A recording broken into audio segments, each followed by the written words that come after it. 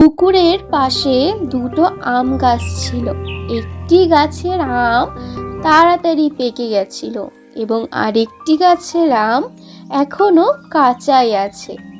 একদিন পাকা আম বলে, ইস, আজ যে আমার কত আনন্দ হচ্ছে।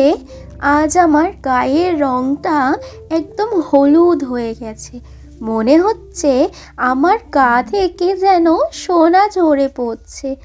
আমার রূপ দেখেই সবাই আমাকে অনেক ভালো বলবে। আমার রংটা যে অনেক পছন্দ সবার। পাকা আম এসব কথা কাঁচা আমকে শুনিয়ে শুনিয়ে বলছিল।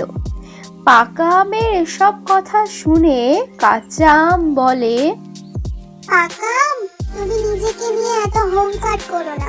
আমি জানি তুমি আমাকে শুনিয়ে শুনিয়ে এসব বলছো, কিন্তু তোমার কথায় আমি কোনো রাগ করছি না। আমি তোমাকে শোনানোর জন্য কথাগুলো বলছি নাকি? আমি তো আমার এই রূপের কথা বলছি। আমি এখানকার সব থেকে সুন্দরী আম। আমার থেকে সুন্দরী কেউ নেই। এই রাস্তা দিয়ে কেউ গেলে আগে আমার রূপ দেখে অনেক প্রশংসা করবে, আর তোমার দিকে কেউ তাকাবেও না। তোমার যা কাঁচা চেহারা, আমার তো দেখতেই ইচ্ছা করে না। শোনো পাকা আম, তুমি একদম এভাবে আমার সাথে কথা বলবে না। তুমিও তো একদিন আমার মতো কাঁচা ছিলে। আজ নয় তুমি আগে পেকে গেছো, কালকে তো আমিও পেকে যাব।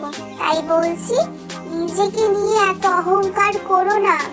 আরে কাঁচা আম, আমি বুঝেছি। আমার এই রূপ থেকে তোমার অনেক হিংসা হচ্ছে। হবেই তো হিংসা। তুমি তো আমার মতো এত সুন্দরী নও। এইভাবেই কাঁচা আম পাকা আমকে সব সময় অপমান করতে থাকতো।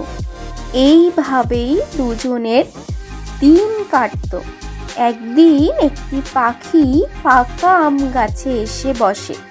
আরে বাহ, এত সুন্দর পাকা আম! দেখেছো কাঁচা আম, পাখিটাও আমার রূপের প্রশংসা করছে।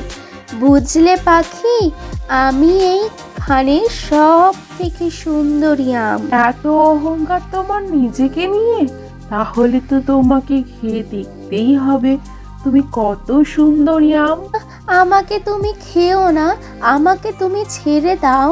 আমি অনেক সুন্দরী আম, তুমি আমাকে ছেড়ে দাও। তারপর পাখিটা পাকা আমের কথা পাত্তা না দিয়ে পুরো আমটাই সে খেয়ে নিল। নিজেকে নিয়ে এত অহংকার করা ভালো নয়। একদিন না একদিন তোমাকেও কেউ খেয়ে ফেলবে, সেটা তো তুমি ভুলে গেছিলে।